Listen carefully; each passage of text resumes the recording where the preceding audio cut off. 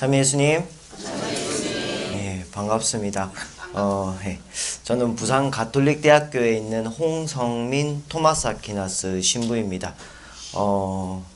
오늘 주제가 중독에 관한 주제인데, 중독을 통해 하느님을 만나다. 사람들 조금 의아스럽게 생각할 수도 있을 거라고 생각이 듭니다.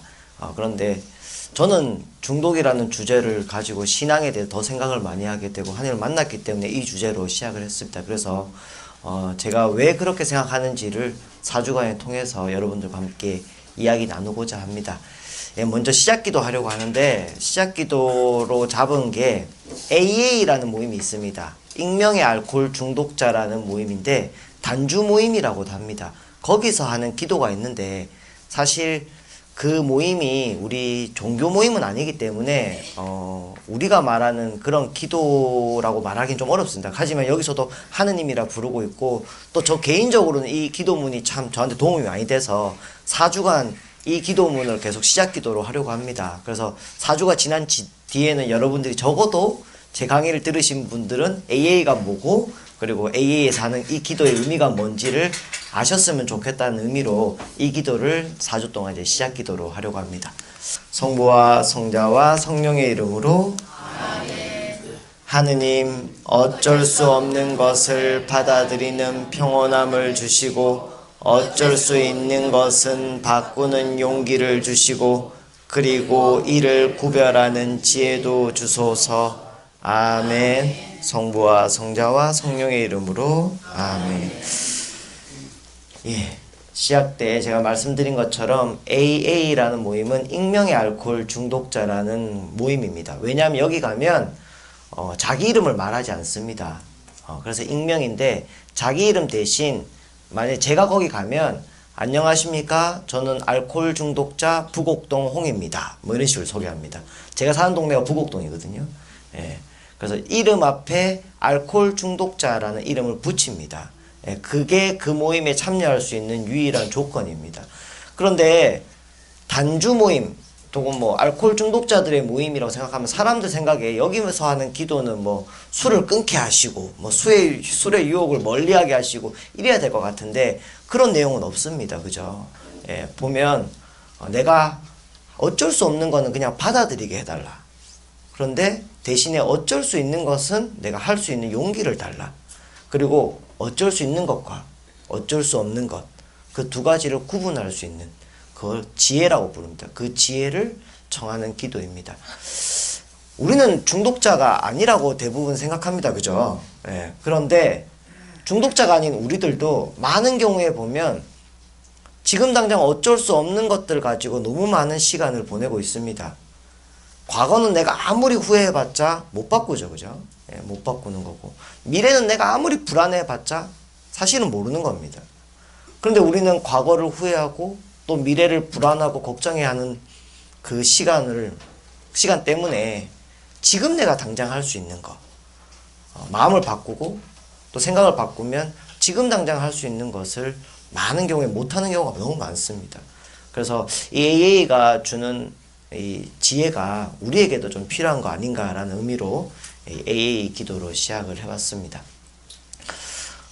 아까 제가 소개해드린 대로 저는 부산 가톨릭대학교에 있고요. 가톨릭대학교에 있다 그러면 뭐 대구도 마찬가지지만 대부분 사람들은 신학대학에 있다고 생각을 하십니다. 저는 신학대학에 있지는 않고 일반 학생들과 함께 지내고 있습니다. 제가 학교에서 맡은 보직은 기숙사 관장이고요. 근데 보시다시피 뭐 라디오로 들으시는 분들은 제가 안 보이시겠지만 키가 굉장히 크고 잘생겼습니다. 그죠? 그런데 이렇게 생기다 보니까 학생들이 별로 안 무서워합니다. 기숙사 관장이면 좀 무서워해야 말을 잘 듣는데 좀 안 무서워합니다. 그리고 제가 한국 중독 전문가 협회라는 곳이 있습니다. 그곳에 속해 있고 거기서 1급 자격증 가지고 또 슈퍼바이저 자격증 가지고 이제 활동하고 있습니다. 그 협회에서는 윤리위원장과 부산지부 이사 맡고 있고 또 주로 상담을 제가 학교에서 개인적으로 잘 하지는 못합니다. 왜냐하면 보직이 상담으로 되어 있는 건 아니기 때문에 못하는데 그 보호관찰소라고 있습니다. 보호관찰소에 가서 한 달에 한 번씩 울산과 부산에 보호관찰소에 가서 약물 약물 사범이죠. 예, 약물 사용 때문에 예, 보호관찰 명령을 받으신 분들에게 약물 상담을 지금 하고 있습니다. 예, 그렇게 지금 활동을 하고 있고, 제가 중독에 관심을 갖게 된 이유나 이런 것들은 제가 다음 시간에 아마 강의 중에 강의 내용과 연관이 되기 때문에 다음 시간에 제가 자세하게 설명을 드릴까 합니다. 사실 오늘 이렇게 대구로 오면서 긴장을 참 많이 했습니다. 방송도 한다 그러고 이래서 또 다른 교구에 또 방송까지 해야 되고 이게 참 부담이 컸는데 여러분들 얼굴 보니까 참 마음이 좀 놓이고 그렇습니다. 제가 예전에 한번 방송국에서 강의한 적이 있었는데 사람이 없고 그냥 카메라만 보고 하려니까 못하겠더라고요. 그러니까 여러분들이 참 저에게 큰 힘이 됩니다. 제가 강의 시작할 때 늘 하는 게 있거든요. 그래서 여러분들과 함께 요거 시작하고 이렇게 강의 시작해 보려고 합니다. 성공 혹은 행복, 사람들은 다 그런 것을 원하고 또 그것 때문에 노력을 합니다. 그죠? 근데 뭐가 성공한 인생이고 뭐가 행복한 인생이냐 말하면 참 어렵습니다. 너 시험 잘 쳤니? 못 쳤니? 하라면 잘 쳤냐 못 쳤냐를 뭘로 보면 합니까? 성적표. 그죠? 점수 보고 알잖아요. 근데 우리 인생은 점수가 없거든요. 내가 몇 점짜리 인생을 살고 있는지, 그걸 몇 점을 받으면 과연 성공한 인생인지 행복한 인생인지 알기가 참 어렵다는 거예요. 제가 나중에 설명할 기회가 있을지 모르겠는데, 게임 중독에 빠지는 학생들이 게임에 빠진 이유는 게임이 재밌어서 빠지기도 하지만 게임에 따라 붙는 게 있습니다. 게임은 늘 점수가 붙어요. 순위가 붙고 그 숫자가 사람을 굉장히 유혹적으로 중독적으로 만들거든요. 아마 여러분들 오늘 집에 가는데 문고리를 딱 잡았는데 오늘 하루의 점수가 매일 나온다고 생각해 보세요. 문고리를 딱 잡으면 오늘 열심히 살았네? 98점. 근데 나는 98점인데 내 아들은 딱 잡았는데 70점. 아싸, 내가 이겼다. 이렇게 되죠. 그죠? 점수가 있으면 굉장히 사람들은 굉장히 경쟁에 빠지기도 좋고 비교가 참 잘 될 겁니다. 그래서 우리는 숫자에 굉장히 약해요. 좋은 아파트는 잘 모르지만 몇 평짜리 아파트는 알잖아요. 그죠? 그 다음에 가격대가 딱 붙으면 이게 좋은지 나쁜지 그걸 통해서 알 수 있잖아요. 그죠? 그래서 우리가 참 숫자에 약하고 또 숫자에 굉장히 중독되는 게 많습니다. 그렇다면 우리 인생에 만약에 점수가 있다면 100점짜리 인생이 있다면 100점짜리 인생을 살기 위해서 꼭 필요한 거 혹은 없어서는 안 될 거 뭐가 있을까요? 제가 이 학생들한테 이렇게 물어봤어요. 물어보니까 우리 학교 학생들, 지금 제가 주로 수업하는 학생들은 대학교 1학년생들이거든요. 그 대학교 1학년들이 바라는 게 참 많은데 그 중에 하나가 연애예요. 그죠? 그래서 꼭 필요한 게 뭐냐 하니까 사랑 이러더라고요. 또 뭐 가족에 누가 아팠거나 자기가 아파본 경험이 있는 학생들은 건강 이럽니다. 또 가족을 이렇게 떨어져 살다 보니까 대학에 오면 고등학교 때까지는 보통 그 집에서 학교 다니다가 이제 멀리 타지에 와서 이제 공부하는 학생들 같은 경우는 가족 이렇게 얘기하기도 하고. 근데 우리 학교 학생들이 제일 먼저 얘기한 거는 딱 있었어요. 뭘까요? 네, 돈이었어요. 돈 이러더라고요. 근데 이 참 다 필요한 겁니다. 그죠? 살아갈 때 다 필요한 건데 이게 몇 점짜리인지 모르잖아요. 그래서 제가 제 나름대로 계산을 해봤어요. 사랑은 영어로 뭐라고 합니까? 여기 그죠? 돈은 영어로 뭐라고 합니까? 여기 역시 수준이 있어요. 그죠? 어렵지 않게 강의할 수 있을 것 같아요. 자, 알파벳으로 A부터 Z까지 이렇게 쭉 씁니다. 쭉 쓰고 그러면 알파벳마다 숫자를 대입해요. A는 1로 치고 B는 2로 치고 C는 3으로 치고 그러면 Z는 26이 됩니다. 이렇게 해서 아까 말한 그것들을 알파벳으로 쓰고 계산해 보는 거예요. 그러면 사랑은 LOVE 하니까 54점 이렇게 나오더라고요. 예수님은 사랑이 최고라고 했는데 생각보다 점수가 안 높아요. 사랑이. 그죠? 자, 헬스, 건강 하면 러브보다 단어는 길지만 A가 이런 것들은 별 도움이 안 되더라고요. 54점 똑같아요. 예. 그리고 가족 하니까 몇 점입니까? 66점. 패밀리는 66점 나오더라고요. 그리고 사람들이 나에 대해서 어떻게 생각하는가, 내 이름값, 명예라고 하죠. 명예는 70점입니다. 아까 저희 학교 학생들이 제일 먼저 뭐라고 했다고요? 돈, 머니. 머니가 아직 안 나왔죠. 머니는 몇 점인가 보니까 72점. 역시 이래서 사람들이 돈 하는구나 라는 생각이 들더라고요. 자, 그런데 100점짜리가 아직 안 나왔죠. 그죠? 영어 단어에 100점짜리 단어가 있을까? 제가 굉장히 고민을 하고 연구를 하고 찾아봤어요. 찾아보니까 정확하게 100점이 나온 단어가 있습니다. 정확하게 100점이 나와요. 뭐냐면 이거 한번 읽어볼까요? 영어로 말해요. attitude. 자, 조금 영어 배운 지 오래되신 분들은 attitude 이러고 좀 이제 최근에 배우신 분들은 attitude 이럽니다. 저도 신학생 때 미국으로 유학 갔다 왔거든요. 근데 제가 본당에서 이렇게 교사들하고 뭐 준비하고 있는데 야야 배터리 다 됐다 이러니까 그 유치원생이 지나가면서 배럴이에요 이러더라고요. 요즘 그 어린아이들 영어를 너무 빨리 배워가지고 그죠? 자, 그래서 attitude 이렇게 얘기하는데 자, 태도라는 뜻입니다. 태도는 100점이 나와요. 정확하게. 참 할 일 없다 싶죠. 그죠? 자, 제가 왜 강의 전에 태도라는 말씀을 드리느냐, 강의 듣는 태도가 좋았으면 좋겠다라는 게 제 바람이겠죠. 그죠? 여러분들이 이렇게 아까도 이렇게 대답도 잘해주시고 또 지금처럼 웃어도 주시고 박수도 쳐주시고 이러면 제가 신이 나서 강의를 훨씬 더 잘할 수 있어요. 그래서 강의 듣는 태도가 좋았으면 좋겠다라고 이제 부탁드리려고 이렇게 말을 장황하게 한 거고요. 또 하나가 있습니다. 태도는 두 가지가 있습니다. 이렇게 앉아있는 자세, 뭐 몸의 태도 이런 것도 있겠지만 우리가 어떤 일을 대하는 나의 태도, 시간을 대하는 나의 태도, 사람을 대하는 나의 태도, 태도라는 건 굉장히 중요합니다. 그죠? 그리고 4주 동안 여러분들이 제 강의를 들을 때 가장 기억에 남아야 될 단어가 사실 이겁니다. 태도. 왜냐하면 저는 중독을 어떤 술을 많이 먹고 도박을 하고 게임을 하고 이렇게 생각하지 않습니다. 그렇게 되는 이유들이 있는 거예요. 왜냐하면 똑같이 술을 마시는데 누구는 알코올 중독이 되고 누구는 안 되거든요. 도박 여러분들 그 설이나 추석 때 지방 가족들끼리 모여서 고스톱 칠 수 있습니다. 그죠? 근데 그거 쳤다고 해서 도박 중독 되진 않거든요. 요즘 스마트폰 중독 하도 얘기 많이 하지만 스마트폰 거의 다 들고 다닙니다. 근데 스마트폰 쓰는 사람들이 다 중독되진 않아요. 그러면 뭐가 문제냐? 내가 하고 싶지 않은 일을 대하는 나의 태도나 내게 주어진 상처나 고통을 대하는 나의 태도가 중독에 굉장히 영향을 많이 미칩니다. 중독이 되는 이유가 되기도 하고. 그래서 그 태도. 또 하나, 제가 예전에 본당에서 강의할 때 처음에는 중독에 대해서 설명만 많이 드렸어요. 그러니까 자매님들이나 이게 남녀가 좀 차이가 있지만 대부분 또 자매님들이 좀 많이 그러시더라고요. 자매님들이 막 열심히 적어 가셔서 집에 가셔서 남편들한테 내가 오늘 들어보니까 당신 알코올 중독이야.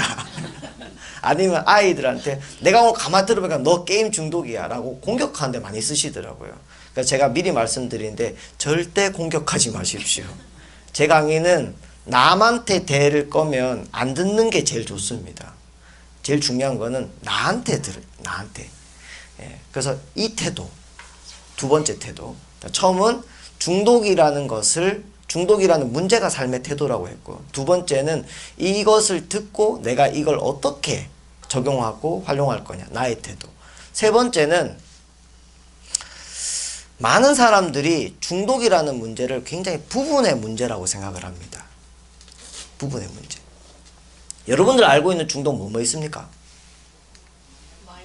마약 중독, 또 알코올 중독, 도박 중독 많죠. 그죠? 예전에는 뭐 약물 중독만 거의 중독이라고 했어요. 알코올 중독도 중독이란 말 잘 안 썼거든요. 그러다가 이제 알코올이 들어오고 그리고 이제 도박이 들어오고 그러면서 중독이라는 외연이 굉장히 넓어졌습니다. 요즘 그래서 성형 중독, 일 중독, 쇼핑 중독, 뭐 게임 중독 다 붙죠 사실은. 예, 설탕 중독, 탄수화물 중독, 거의 모든 사람들이 좋아할 만한 것엔 다 중독이라는 말이 붙는 것 같아요. 그런데 중독이라는 문제를 사람들이 굉장히 편협적으로 봐요. 예를 들어서 이렇게 얘기합니다. 아, 신부님, 우리 남편 알코올 중독이에요. 술 좀 안 먹게 해주세요.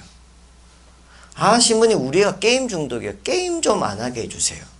자, 여기서 많이 하는 걸 문제시 삼는 거예요. 그죠? 그럼 반대로 얘기하면 그것만 안 하면 문제가 없다는 얘기인 거예요. 술만 안 먹으면 문제 해결, 게임만 안 하면 문제 해결. 사실은 그렇게 문제를 바라보기 때문에 문제가 해결이 안 되는 경우가 많습니다. 더 중요한 거는 왜 술을 먹는지 궁금해하지 않으면, 제가 제일 많이 보는 케이스인데 알코올 중독 빠졌던 분들이 정말 그것도 쉽진 않은 거예요. 술을 끊었는데 그분이 도박 중독에 빠지는 거예요. 요즘은 쇼핑 중독으로 많이 갑니다. 그러면 술이 문제였으면 술 끊었으니까 문제 해결됐어야 되잖아요. 그죠? 근데 아니라는 거예요. 술을 먹게 한 원인이 안 없어졌기 때문에 얼마든지 다른 걸로 넘어갈 수 있다는 거예요. 그러면 이 중독이라는 문제를 우리가 바라보는 우리의 태도도 바뀌어야 된다는 거예요. 이 세 가지 때문에 제가 태도에 대한 말씀을 드렸습니다. 그래서 무엇이 중독인가라고 말하면 보통 사람들은 많이 하고 자주 하는 것을 중독이라고 얘기해요. 내가 볼 때 너 너무 많이 해. 아니, 내가 볼 때 너 너무 자주 해. 이러면 중독이라는 거예요. 근데 여기 문제가 있습니다. 저한테 이렇게 상담 오시면 이러거든요. 아, 신부님, 우리 남편 알코올 중독이에요. 술 너무 많이 먹어요. 그러면 옆에 있는 분이 내가 뭘 많이 먹어? 내 친구들 다 내만큼 먹거든. 내가 알코올 중독이면 대한민국 반이 알코올 중독이게 이렇게 얘기하십니다. 자, 여기서 문제는 뭐냐면 많이 하고 자주 하는 건 사람마다 기준이 다르다는 거예요. 누구에게는 많이 하는 게 누구한테는 적당히 하는 거고 누구한테는 너무 자주 하는 게 누구한테는 보통 사람들만큼 한다는 거예요. 보통이라는 말 많이 쓰잖아요. 보통. 우리가 보통 생각하는 중독은 보통이 아닌 거거든요. 그죠? 자, 정상과 비정상이 있습니다. 정상과 비정상. 기준이 뭡니까? 나누는 기준이. 그냥 아주 쉽게 얘기하면 우리가 보통 생각하는 정상은 남들이 하고 너도 하면 정상. 남들은 안 하는데 너만 하면 비정상. 보통 이렇게 생각합니다. 그러니까 다수의 사람들이 하는 걸 정상이라고 생각하고 다수가 아닌 걸 비정상이라고 얘기하는 거예요. 자, 그럼 이게 굉장히 근데 우리가 단순하게 생각하고 그냥 이렇게 쉽게 넘어가지만 조금만 생각해 보면 틀린 말이에요. 여러분들 지금 여러분들도 안경 끼신 분들 꽤 많은데 요즘 아이들 눈 빨리 나빠지죠, 그죠? 예, 아무래도 TV도 많이 보고 스마트폰 이런 것도 많이 보다 보니까 눈이 빨리 나빠지는데 요즘 초등학교 가면 안경 낀 애들 많을까요? 안 낀 애들이 많을까요? 예, 낀 애들이 더 많대요. 그러면 안경 낀 눈이 정상입니까? 안 낀 눈이 정상입니까? 예. 그래도 안경 안 낀 눈이 정상이라고 말해야겠죠, 그죠? 예. 근데 요것도 한번 또 생각해 봐야 돼요. 우리가 보통 생각하는 정상과 비정상은 정상은 이제 좀 건강한 거, 문제가 없는 거. 그 다음에 문제가 있으면 정상이 아니라고 생각하는 경우가 많아요. 자, 그러면 제가 한번 그 어느 대구 교구 신부님이었나 저희가 들었는데 정확하게 어디 교구인지는 모르겠어요. 어느 신부님이 강론을 하셨대요. 이 세상에서 나도 미워하는 사람이 없고, 예? 나도 미워하는 사람이 없고, 나를 미워하는 사람도 없다. 예? 내가 미워하는 사람도 없고, 나를 미워하는 사람도 없다. 이런 사람 손들어 보십시오. 이랬답니다. 있겠습니까? 없죠. 여러분에게 상식이죠. 그죠? 신부님도 상식적으로 생각하고 이렇게 쓰셨어요. 아무도 없다고 생각하고. 근데 갑자기 그 성당에서 나이가 제일 많은 어르신이 손을 번쩍 들더래요. 신부님 당황하신 거예요. 없다고 생각하고 강론을 썼는데 이제 그 강론 못 쓰는 거 아닙니까? 그죠? 있다는데 어떡할까요? 그죠? 그래서 그럼 이제 강론을 포기하고, 아, 어르신 어떻게 사셨길래 내가 미워하는 사람도 없고 나를 미워하는 사람도 없는지 그 삶의 비결을 저에게 좀 알려주십시오라고 이제 인터뷰로 바뀐 거예요. 강론을 이제 안 하시고. 그러니까 어르신이 앞에 나오셨어요. 그 어르신이 딱 한마디 하셨어요. 다 죽었어, 이러시더래요. 다 죽었어. 자, 내가 미워하던 놈도 죽어버렸고 나를 미워하던 놈도 죽어버렸고 아무도 없다. 예, 맞죠? 예, 맞아요. 이게 되게 웃긴 얘기잖아요, 그죠? 그런데 우리는 이 웃긴 얘기를 매일 아침 말도 안 되게 바라고 있다는 거예요. 아침마다 눈 뜨면서 나도 상처 안 줄 테니 너도 나한테 상처 주지 마라. 오늘 하루 아무 일도 없기를 항상 우린 바란다는 거예요. 그런 삶은 없다는 거예요. 그렇게 살려면 내가 죽든지 아니면 다 죽든지. 예. 근데 우리가 정상이라고 생각하는 삶은 보통 이렇게 생각해요. 고통이 없는 삶, 실패가 없는 삶. 그래서 그런 일이 생기면 삶이 왜 이러냐고 얘기해요. 막 몸이 아프면 내 삶은 왜 이러냐. 계획대로 뭐가 안 되면 내 삶은 왜 이러냐. 원래 그런 거거든요. 원래 그런 거예요. 지금 여기 보면 대부분이 연세가 좀 있으신데 난 아픈 데가 하나도 없다 하시는 분은 없을 거예요, 아마. 지금까지 인생을 살면서 나 속상한 일, 후회되는 일 하나도 없다 없으실 거예요. 근데 그게 비정상적인 게 아니라는 거예요. 그게 정상적인 거거든요. 근데 우리는 너무나 자주 완전하고 문제가 없는 걸 정상이라고 생각한다는 거예요. 그런 건 없다는 거예요. 그래서 정상과 비정상으로 중독을 갖다 대면 어려워진다는 거예요. 예. 어찌 보면 우린 다 비정상, 지금 우리가 생각하는 정상의 개념이 그거라면 우린 전부 비정상적인 삶을 살고 있고 그래도 괜찮은 거예요. 원래 그런 거니까. 예. 벌써 표정이 좀 밝아지고 계셔요, 지금. 걱정하셨던 것 중에 하나가 이렇게 약간 나아지는 듯한 느낌이 들었습니다. 예, 좋습니다. 저한테 많은 분들이 특히 이제 중독으로 강의를 하다 보면 이제 그런 걸 물어봐요. 야야, 내가 어제 술 먹고 필름이 끊겼는데 내 중독이가 아니가? 이렇게 물어보시는 분들 많아요. 여기서 생각하시는 거는 자, 중독이면 문제니까 뭐 술을 끊든지 아니면 줄이든지 해야 되고 중독이 아니면 괜찮으니까 그대로 가겠다 이렇게 생각하시거든요. 근데 제가 4주째 이걸 좀 더 얘기를 할 건데 중독을 진행성 질환이라고 얘기합니다. 다시 같이 한번 해볼까요? 시작. 진행성 질환. 예, 중독을 진행성 질환이라고 합니다. 그러니까 중요한 건 뭐냐면 내가 지금 단계가 중독이냐 아니냐 이것보다 중독을 향해 가고 있느냐 아니면 안 가고 있느냐 이게 더 중요하다는 거예요. 방향이 중요하다는 거예요.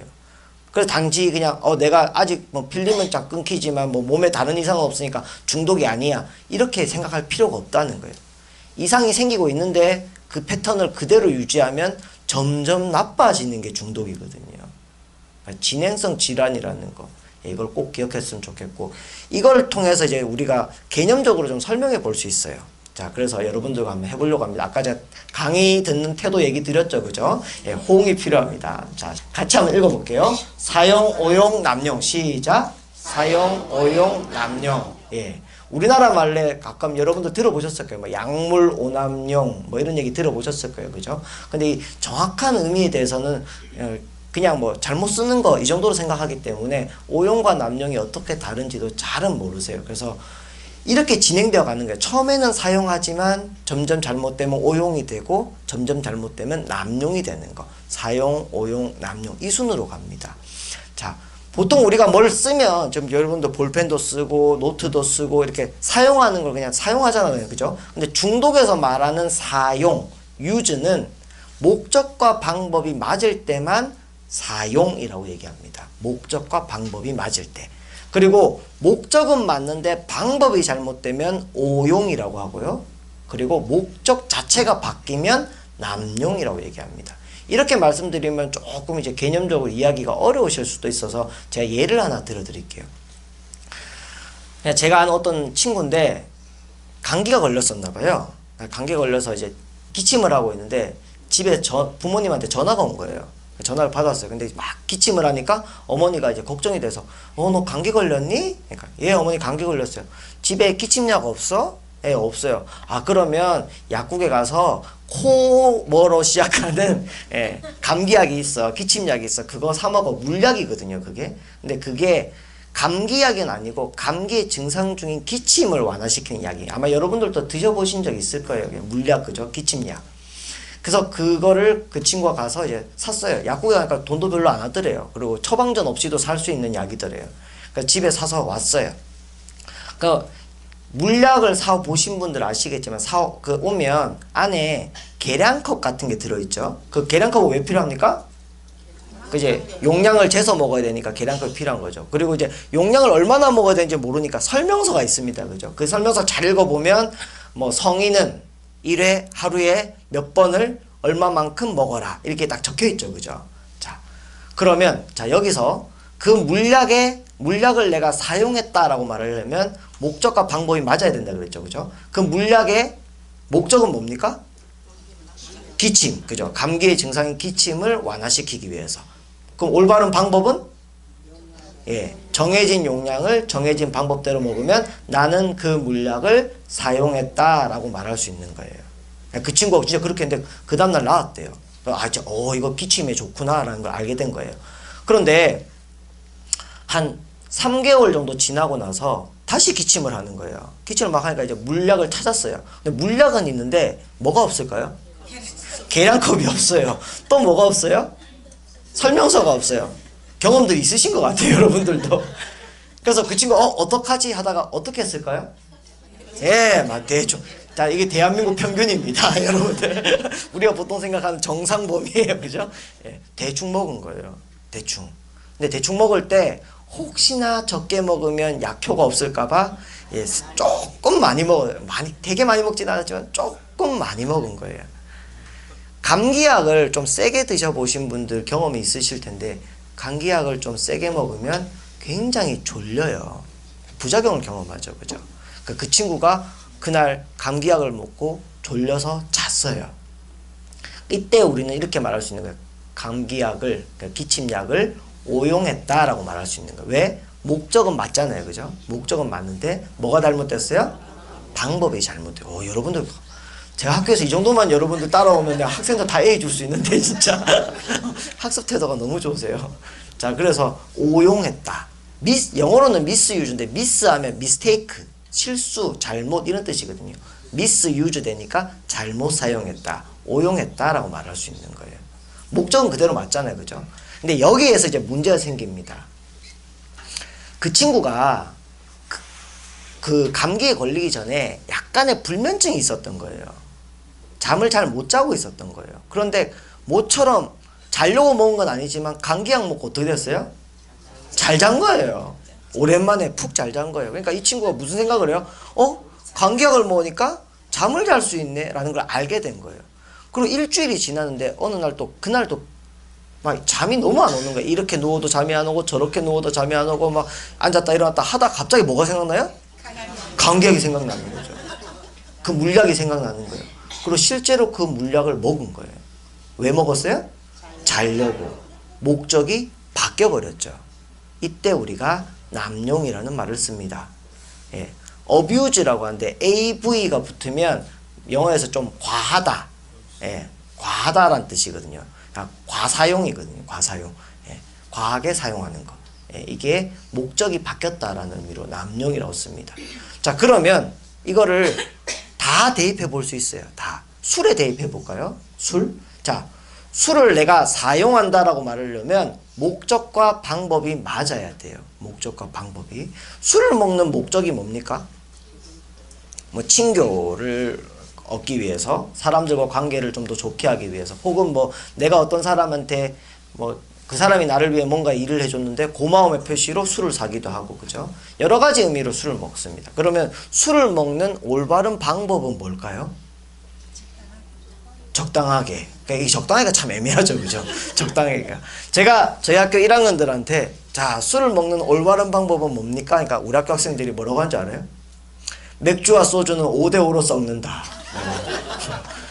첫 잔은 원샷. 뭐 늦게 오면 3잔. 뭐 이게 술자리에서 우리가 보통 말하는 법칙이 있어요. 그리고 또 이제 어른들이 말씀하신 주도라는 게 있거든요. 뭐 어른이 줄 때는 2손으로 받아라. 예, 또 뭐 고개를 돌려서 마셔라. 이런 것도 굉장히 중요합니다. 술자리의 예절. 근데 더 중요한 거는 안전하게 먹어야 된다는 거예요. 그 안전하다. 근데 그 안전함의 기준이 사람마다 달라요. 어떤 사람은 술 한 잔도 굉장히 위험할 수 있고, 어떤 사람은 반병 정도 먹어도 괜찮을 수도 있어요. 또 하나는 보통 우리나라 사람들, 특히 젊은 아이들이 주량이라고 말하는 거는 먹고 안 죽을 때까지인 것 같아요. 잘못하면. 아니, 먹고 실수하지 않을 정도. 근데 사실은 내가 내일 삶에 지장이 없어야 되고, 또 앞으로의 삶에 지장이 없는 양을 잘 조절해서 먹어야 되는 거예요. 제가 비유가 보고 좋아하십니까? 보고도 독이잖아요, 그죠? 근데 보고를 먹어도 되는 거는 내 몸이 해독할 수 있는 약만 먹으니까 좋은 거잖아요, 그죠? 그걸 넘어가면 잘못하면 죽을 수도 있는 거 아닙니까, 그죠? 술도 잘못 먹으면 죽거든요. 급성 알코올 중독으로 죽는 거 보셨죠, 그죠? 예.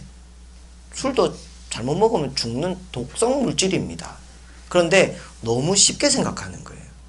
그래서 올바른 방법이라고 한다면 내 몸에 혹은 또 내 삶에 악영향이 없는 범위 안에서 즐길 수 있는 양만큼만 먹을 수 있을 때 나는 술을 사용한다고 말할 수 있는 거예요. 그런데 처음에 목적은 맞았지만 가끔 기분이 너무 좋아서, 혹은 반대로 기분이 너무 나빠서, 아니면 너무 중요한 일이 있어서, 아니면 회사 일 때문에 너무 자주 먹게 된다든지 양을 많이 먹게 되는 경우가 있어요. 그죠? 그때 우리는 오용한다 라고 말할 수 있는 거예요. 술을 오용한다. 그런데 여기서 문제가 생기는 경우가 있어요. 오용했을 때 그게 본인한테 좋은 경우가 있거든요. 예를 들어서 너무 괴로운 일이 있었는데 술을 먹고 한번 했더니 그날 아무 생각도 안 나고 좋더라. 그 완전 잊을 수 있더라. 그러면 괴로운 일이 생길 때마다 술로 잊는다는 거예요. 그럼 잊기 위해 술을 먹게 되죠. 그죠? 또 어떤 사람은 너무 그냥 말하기가 어려운 껄끄러운 이야기가 있었어. 그런데 술을 먹고 용기 내서 말했더니 그 사람이 네가 그랬어? 라고 받아주더라는 거야. 그러면 좀 곤란한 일이 생기거나 말하기 껄끄러울 때 술을 먹고 이야기한다는 거예요. 술을. 근데 그게 때로는 내가 원래 해야 될 말을 제대로 못하는 경우도 생기겠죠. 그죠? 네. 그러면 목적이 바뀐다는 거예요. 제가 요즘 그 학교 애들 이제 술 마실 때 학교 앞에 술을 먹을 때 지나가다 보면 이제 건배사가 있잖아요. 건배사. 건배사 뭐 위하여 뭐 하다가 먹고 죽자 이러더라고요. 그러면 목적이 뭘로 바뀐 거예요? 죽는 걸로 바뀐 거예요. 먹고 죽는 걸로 바뀐 거죠. 그죠? 그럴 수 있다는 거예요. 아파트 중독이라는 말 들어보셨어요? 아파트 중독? 그 교육방송에서 다큐멘터리로 한 적이 있어요. 찾아보시면 아마 나올 겁니다. 아파트 중독. 제목만 들으면 저는 이랬어요.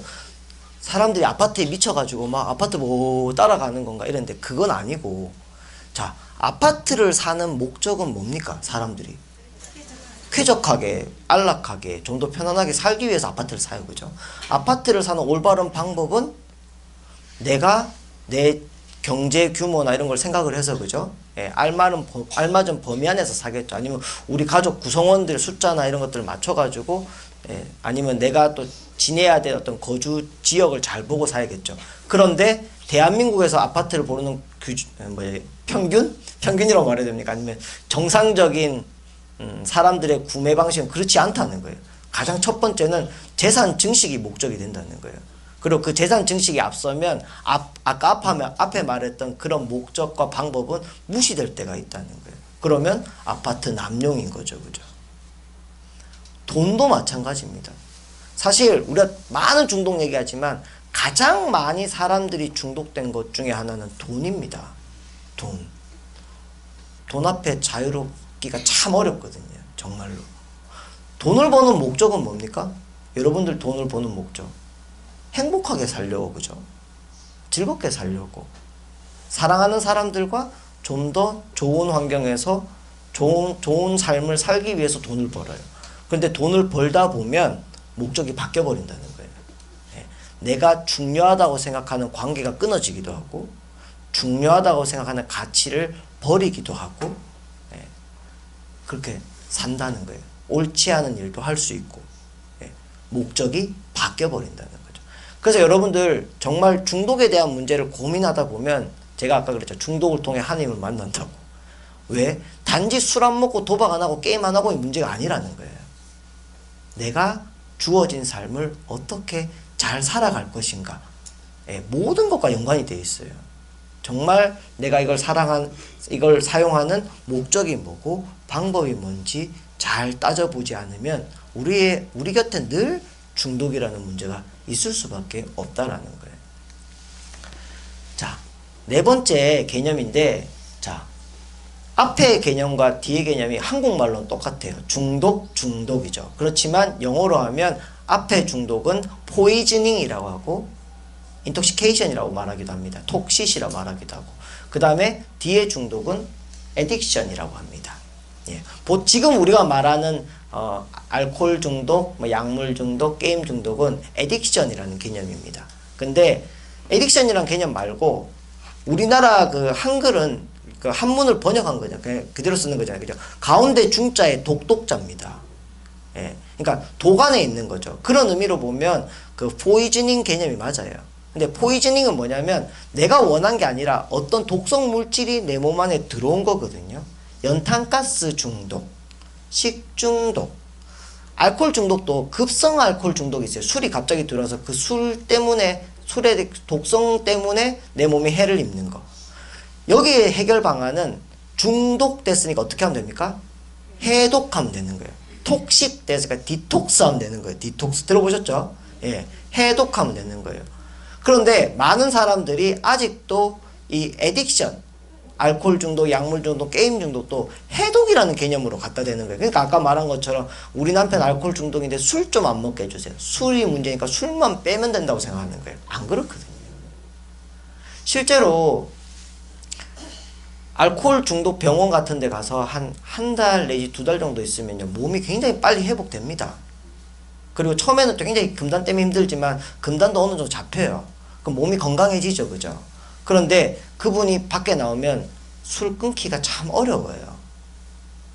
그냥 아주 간단한 예를 들겠습니다. 자, 여러분들 주위에 술을 아주 좋아하시는 뭐 한 분이 있다 칩시다. 그분은 술이 아주 좋아요. 자, 그분이 오늘 아주 반가운 사람을 만나서 기분이 아주 좋아요. 뭐 하실까요? 오늘 아주 슬픈 일이 있었어요. 마음이 너무 아파요. 뭐 하실까요? 그죠? 오늘 너무 화가 나는 일이 있어요. 뭐 하실까요? 오늘 너무 아무 일도 없어서 너무 적적했어요. 뭐 하실까요? 예. 중요한 거는 내가 그 술 때문에 생긴 내 몸 안에 내성, 뭐 금단전 이런 것도 되게 중요하지만 결국에는 내가 느끼는 이 희노애락, 감정, 삶을 그거 없이 못 살아내면 결국 몸이 아무리 회복돼도 마찬가지라는 거예요. 마찬가지라는. 그럼 진짜 배워야 되는 건 뭐냐? 술 없이 반가움을 표현하는 방법. 술 없이 괴로움을 표현하는 방법. 술 없이 상처를 표현하고 감정을 표현하는 방법을 배우지 못하면 똑같다는 거예요. 설령 술을 끊어도 다른 걸로 바뀔 거라는 거예요. 진짜 중요한 건 그거라는 겁니다. 그래서 우리가 지금 말하는 거는 그 해독, 중독 이 개념이 아니라 에딕션이라는 개념이라는 거예요. 에딕션. 혹시 다른 건 모르겠지만 제가 한 4주쯤에는 알코올에 대해서 좀 더 얘기를 해보려고 하는데, 다른 중독은 뭐 그렇다 치지만 알코올은 진짜 우리 천주교 신자들이 많이 반성해야 되고 생각 많이 해야 됩니다. 왜 그런지 아세요? 물론 마찬가지지만 천주교, 불교, 개신교 중에 종교 행사 끝나고 공식적으로 술 먹는 건 우리밖에 없어요. 그리고 또 하나 생각해 보세요. 내가 만약에 알코올 중독 환자다. 근데 병원에 가서 오랜 동안 치료를 받아서 잘 끊었다.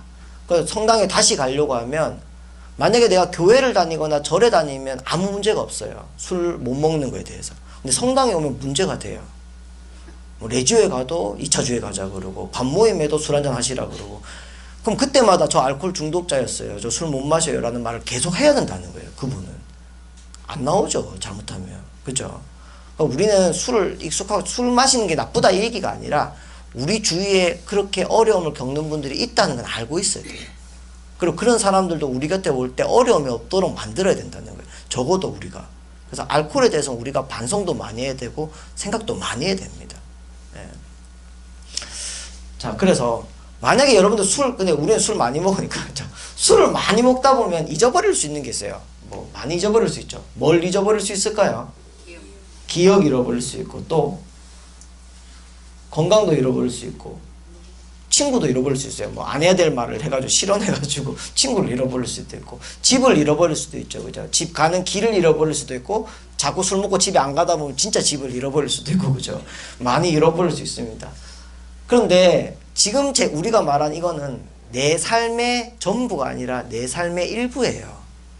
그러니까 잃어버리면 참 안 좋지만 잃어버렸다고 해서 삶이 완전히 끝나는 건 아니에요. 그죠? 그리고 노력하면 회복할 수도 있는 거예요. 그런데 중독은 이 부분을 잃어버린 것으로 얘기하는 게 아닙니다. 결국에는 뭘 잃어버리는 거냐면 자기 자신을 잃어버리는 거예요. 중독은. 중독의 상태라는 거는 내가 내 의지로 가는 게 아니라 그게 나를 끌고 가는 거. 이걸 중독이라고 한다는 거예요. 중독의 어원, 에딕션이라는 말의 어원을 보면 많이 한다, 자주 한다라는 뜻 자체가 없습니다. 이 말 자체가. 에딕션이라는 뜻은 노예를 말합니다. 노예. 로마 시대 때 이게 라틴어에서 나온 말이거든요. 로마 시대 때 전쟁을 하면 이긴 나라와 진 나라가 있죠. 그죠? 네, 이긴 나라와 진 나라가 있습니다. 그러면 그 이긴 나라는 그냥 이기고 그냥 돌아오는 게 아니라 이겼으니까 그거에 대한 보상을 받아야 되잖아요. 그죠? 그래서 그 진 나라에 가서 뭐 마음에 드는 건 다 가져오는 거예요. 물건도 가져오고 뭐 금은보화 이런 것도 가져오고. 근데 물건만 가져오는 게 아니라 사람도 데리고 오죠. 사람을 데리고 와서 노예로 씁니다. 노예는 똑같은 사람이에요. 그런데 뭐가 없을까요? 자유가 없는 거예요. 선택권이 없어요. 자유인은 내가 가고 싶으면 가고 내가 하고 싶으면 합니다. 그죠? 반대로 내가 하기 싫으면 안 하고 내가 가기 싫으면 안 오는 거예요. 여러분들 여기 다 자유의지로 오셨죠? 아닌 것 같은데 뭐 신부님이 가라 그래서 가고 뭐 수녀님 가라 이러면 자유인이 아닌 거예요. 그죠? 친구가 가자 해서 억지로 왔어요. 우리 그런 말 잘하거든요. 근데 사실 자유인이면 내가 내 발로 와야 자유인입니다. 끌려오면 자유인이 아닌 거예요. 노예인 거예요. 그죠? 예. 그런데 노예는 선택권이 없습니다. 누가 선택권이 있어요? 주인이 있죠. 주인이 하라고 하면 하고 하지 말라면 안 하는 거. 이게 노예죠. 그죠? 예. 알코올 중독 환자들한테 이제 많이 듣는 말이 이게 특히 가족들이 참 신부님 우리 남편 알코올 중독인데 아무리 얘기해도 술을 안 끊어요. 어떻게 해요? 이 말은 앞뒤는 틀린 말이에요. 알코올 중독이라면 본인은 못 그만두는 거예요. 본인이 만약에 나 이제 알코올 중독인가 봐 술 그만 마셔야겠어 라고 생각한다면 엄밀히 말하면 노예 상태는 아닌 거죠. 자기가 조절할 수 있으니까. 예. 조절 능력이 없어지는 거. 근데 이 조절 능력에 대한 개념은 조금 넓게 보셔야 돼요. 제가 아는 어떤 분은 상담 케이스로 들은 분인데 이해가 안 됐어요. 처음에 1년에 술을 하루 드신대요. 1년에 하루. 그럼 굉장히 적게 드시는 거죠. 그죠? 횟수로만 보면. 근데 알코올 중독자라는 거예요. 1년에 술을 하루 드시는데 야, 내보다 술 적게 드시는데 내가 어떻게 알코올 중독자냐 이러니까 그분은 1년의 계획을 잡을 때 술 먹는 날을 정한대요. 왜냐하면 본인이 술을 먹어보니까 술을 한번 먹으면 못 멈추는 거예요. 근데 여러 가지 자기가 그 변호사셨다더라고요. 근데 술을 한번 먹으면 못 멈추니까 방법을 생각한 게 364일을 참는 거예요. 아주 강한 의지로 364일을 참는데 하루 날을 딱 정해놓고 그날 섬 같은 데 들어가시거나 그게 안 되면 그 모텔 같은 데 딱 잡아가지고 그날 하루 종일 술 드시는 거예요. 하루 종일. 그 364일을 참았던 걸 그날 푸시는 거죠.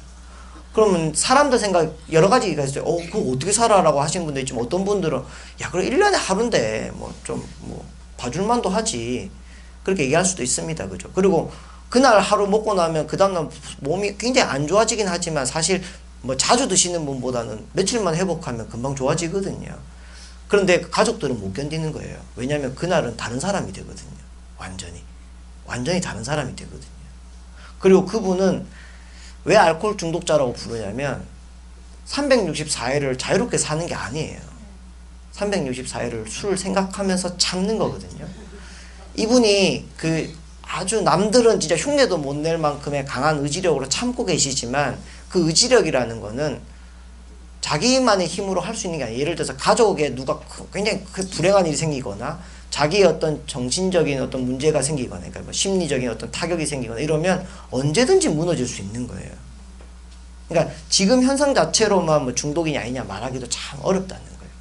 거기서 정말 자유롭게 자유 선택을 할 수 있느냐 아니면 거기에 매여 있는가 그걸 보고 중독이냐 아니냐라고 얘기할 수 있는 거예요.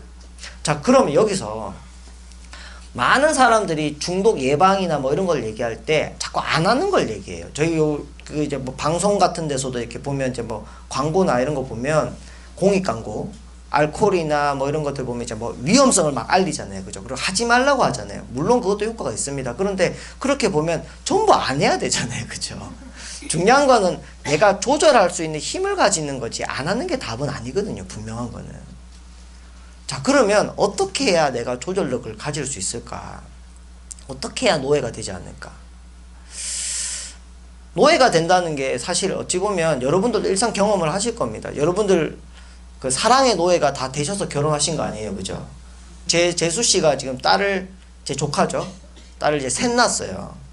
셋째까지 딸이라 너무 좋은데 애기들을 키우는 게 생각보다 어렵잖아요. 그죠? 굉장히 어렵죠. 애기가 울면 달려가야 되고 어찌 보면 거의 노예 생활이잖아요. 그죠? 내가 내 자유롭게 사는 게 아니라 아이에게 매여 있는 삶을 살다 보니까 엄마들은 굉장히 엄마 아빠가 다 힘들죠. 그죠? 저희도 마찬가지입니다. 신부 여러분도 혹시 검은 사제들로 보셨어요? 영화? 그 보면 이제 굉장히 잘생긴 배우가 수단 입고 나오잖아요. 그죠? 저는 그런 영화 좀 안 했으면 좋겠어요. 그 영화 보고 저희 학교 학생들이 와가지고 어머 신부님 똑같은 옷 입었는데 어떻게 이렇게 달라요? 정말 이렇게 화가 막 올라오는데 네. 그 수단이라는 게 그 모르는 사람들이 보면 약간 원피스 같기도 하고 매트릭스에 나오는 그런 옷 같기도 하고 그래서 되게 멋있어 보이나 봐요. 근데 의미를 생각해 보면 그것도 노예거든요. 신부들이 입는 옷이 이렇게 까만색의 의미는 죽음을 뜻합니다. 내 자유롭게 살지 않겠다. 내 멋대로 살지 않겠다라는 거예요. 세속에서 죽겠다.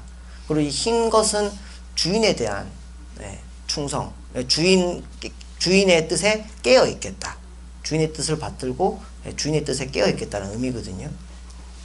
그러니까 엄밀히 보면 노예 복장이죠. 신부님들 수단 입고 지나가시면 어이 노예 일로 와봐 이러면 안 됩니다. 사제는 누구의 종입니까? 하느님의 종인데 엄밀히 말하면요. 하느님의 뜻을 받들어 하느님의 백성을 섬기는 거예요. 여러분들이 저희의 주인이시죠. 여러분들의 뜻을 듣고 뜻에 따라 살려고 노력해야 되는 게 저희의 신원입니다. 그래서 이렇게 입는 거죠. 그죠? 그렇게 살기가 참 어려워요. 자, 그렇지만 이렇게 생각해 보면 뭐 부부가 사랑을 위해서 아내는 남편을 섬기고 남편은 아내를 섬기고 또 부모가 자녀를 낳으면 자녀를 섬기고 사랑하니까 그리고 또 성직자가 백성을 섬기고 참 아름답잖아요. 그죠? 이 아름다운 게 그 대상이 바뀌면 술이 되거나 도박이 되거나 명예가 되거나 아니면 권력이 되거나 이렇게 되면 사람이 그것만큼 취해지는 게 없다는 거예요. 왜냐하면 내가 원해서 하는 게 아니라 거기에 이제 끌려가게 되기 때문에 자유가 아니라 끌려간다는 거예요. 그럼 자유롭게 살려면 어떻게 해야 되는가? 안 해야 되는가? 그게 아니라 끊임없이 생각을 해야 돼요. 생각하려면 굉장히 큰 노력이 필요해요. 근데 우린 잘 안 해요. 그걸. 그러면 단적으로 한번 보겠습니다. 여러분들 이제 좀 이 강의 끝나면 집에 가서 이제 식사하시거나 아니면 나가서 드실 텐데 대한민국에서 사람들 거의 평균적으로 이렇게 대답합니다. 한번 실험해 볼게요. 야, 뭐 먹을래? 하면 뭐랍니까? 아무거나 먹자 합니다. 진짜 거의 한 98% 아무거나 먹자 합니다. 뭐 수치는 정확한 거 아니지만 어디 갈래? 하면 뭐랍니까? 아무데나 가자.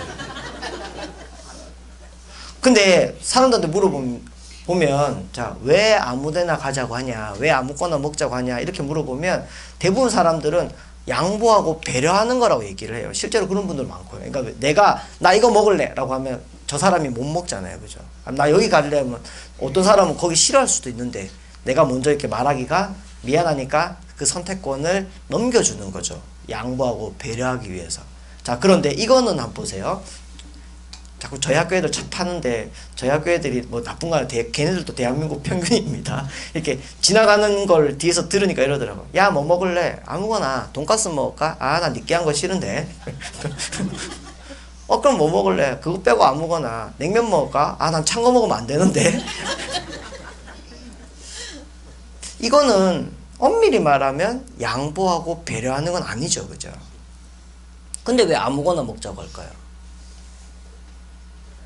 내가 지금 뭘 먹고 싶은지 모르겠는 거예요. 사실은 내가 정확하게 뭘 원하는지 모르니까 네가 날 좀 내가 원하는 걸 맞춰서 날 좀 행복하게 만들어 줘라는 거예요. 엄밀히 말하면 내 행복의 그 행복권을 남한테 맡긴 거예요. 네가 좀 잘하면 내가 행복해질 것 같아. 좀 해봐 라는 거예요. 그런데 아까 제가 태도의 문제를 드렸죠. 그죠? 점심 한 끼를 대하는 태도 같으면 이게 삶에 큰 문제는 안 됩니다. 점심 때 뭐 아무거나 먹으면 좀 어때요. 그죠? 그런데 이게 오늘 하루를 사는 내 삶의 태도라면 문제돼요. 오늘 하루 눈 떴을 때 즐거운 사람과 안 즐거운 사람은 차이가 하나밖에 없어요. 하고 싶은 게 있는 사람하고 하고 싶은 게 없는 사람하고. 눈을 딱 떴는데 먹고 싶은 게 있고 만나고 싶은 사람이 있고 가고 싶은 데가 있는 사람은 벌떡 일어납니다. 그런 경험도 다 있으실 거예요. 어릴 때 학교 가기 싫을 때는 막 아침에 일어나기가 너무 힘든데 그 운동회하 날은 벌떡 일어나잖아요. 그죠? 소풍 가는 날은 벌떡 일어나잖아요. 안 시켜도 일어나서 막 가방 싸고 하잖아요. 왜? 자기가 하고 싶은 거 하니까. 누구나 사람은 하고 싶은 걸 할 땐 힘이 나거든요. 근데 억지로 끌려가게 되면 힘이 빠지고 무기력해지고 신이 안 나는 거죠. 그러면 자꾸 뭐라고 생각하냐면 남이 날 좀 행복하게 만들어줬으면 하고 바라는 거예요. 어머니들한테 소원을 물어보면 어머니들 뭐 하고 싶다는 말을 잘 안 하시거든요. 자꾸 뭐 자식이 뭐 했으면 좋겠고 이랬으면 좋겠고. 그것도 물론 중요합니다. 사랑이고. 그런데 더 중요한 건 자식이 나를 결코 행복하게 만들어주지 못해요. 그건 아닙니다. 내가 지금 내 걸 모르겠으니까 그쪽에 맡기는 거예요, 자꾸. 초등학교 한 1학년, 2학년까지만 해도 학교 갈 때 보시면 애들이 학교 갈 때 소리를 막 지르면서 가요. 와! 하면서 막 뛰어가요. 신이 나가지고 막 소리 지르고 신이 나서. 근데 한 3학년쯤 되면 어깨가 이렇게 내려가기 시작하거든요.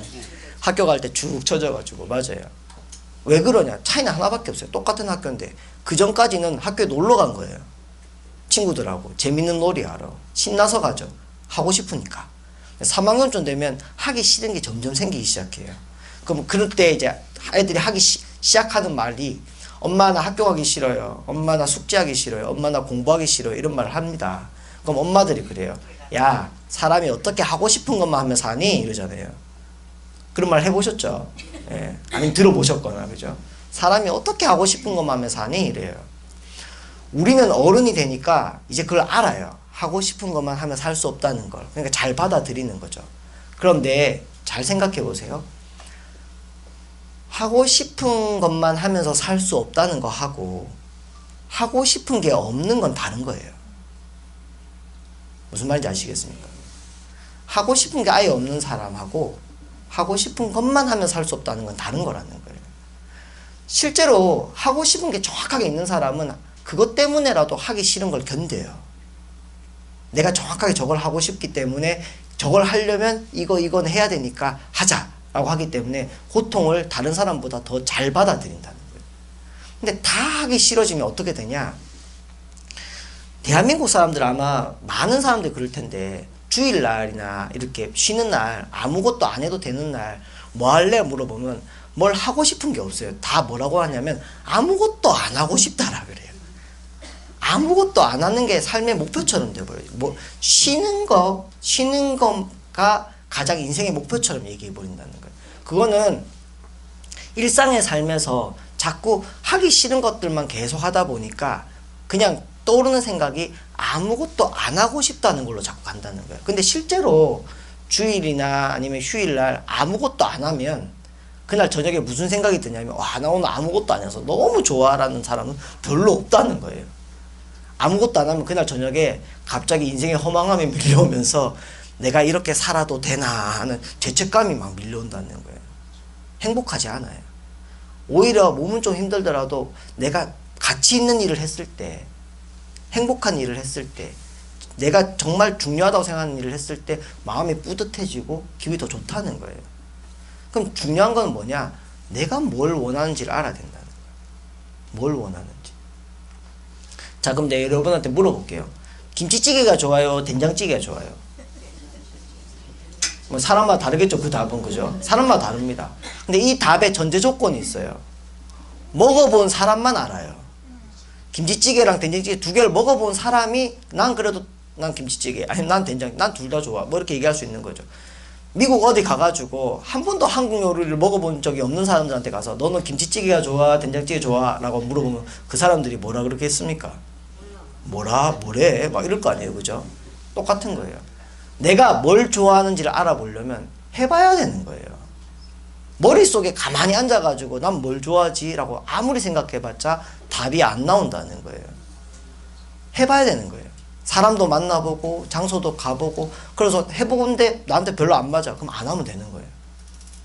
근데 또 이렇게 말씀드리면 특히 어르신들은 사람이 어떻게 지 좋아하는 것만 하고 살아. 사람들 다 자기 희생하면서 사는데 나만 어떻게 그래. 굉장히 이기적으로 생각이 들어요. 좋아하는 걸 찾아서 해보라 그러면 나만 좀 너무 이기적이지 않나라는 생각을 해요. 그런데 좋아하는 걸 계속 찾다 보면 사람이 결국에는 그 중에서 사랑하는 대상을 찾아요. 그게 일이 될 수도 있고 관계가 될 수도 있고 어떤 가치가 될 수도 있고요. 그 사랑하는 대상을 딱 찾으면 자기를 찾은 거예요. 나는 누구인가를 말하려면 말하기가 너무 힘든데 나는 무엇을 사랑하는 사람이다라는 걸 정확하게 알면 그게 자기가 되는 거예요. 그리고 사랑하는 게 딱 정확하게 있는 사람은 그 사랑하는 대상을 위해서 다른 것을 기쁘게 희생할 수 있어요. 억울하게 희생하는 게 아니라 기쁘게 희생하는 거예요. 많은 사람들이 좋아하는 것과 사랑하는 걸 잘 혼동해요. 비슷하다고 생각해요. 근데 완전히 다른 거예요. 여러분들 쥐랑 고양이 있죠. 쥐랑 고양이. 쥐랑 고양이가 있는데 고양이는 쥐를 사랑할까요? 좋아할까요? 좋아하죠. 그죠? 좋아하죠. 고양이가 쥐를 사랑하게 되는 순간부터 굉장히 어려움이 와요. 못 잡아먹어요. 그죠? 아무리 배가 고파도 아무리 맛있어 보여도 견뎌야 돼요. 그죠? 참게 된다는 거예요. 인내. 근데 그게 억울하게 되는 게 아니라 기쁘게 할 수 있다는 거예요. 기쁘게. 우리가 살아가면서 우리가 소진된다라는 말을 쓰는데 소진. 그 영어로는 번아웃이라고 합니다. 번아웃. 그러니까 너무 지칠 때, 이렇게 막 힘이 하나도 없을 때 번아웃 타버렸다는 얘기예요. 근데 번아웃이 되는 그게 종류가 두 개가 있는데 일이 너무 많아서 피곤해서 번아웃 되는 사람은 일을 줄여주면 돼요. 일을 줄여서 쉬면 돼요. 근데 두 번째, 삶의 의미를 잃어버리면 번아웃 되거든요.